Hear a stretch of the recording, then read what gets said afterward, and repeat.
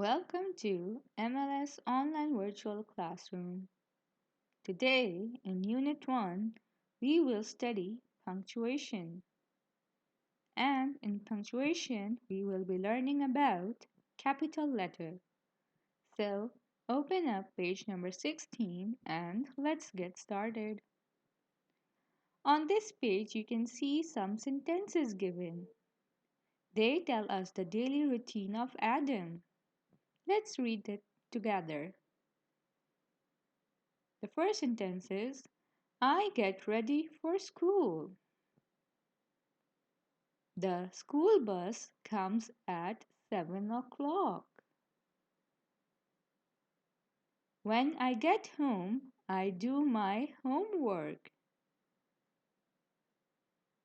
After that, I play with my toys. Bedtime is at 8 o'clock. So, did you see that all of these sentences start with a capital letter? This means that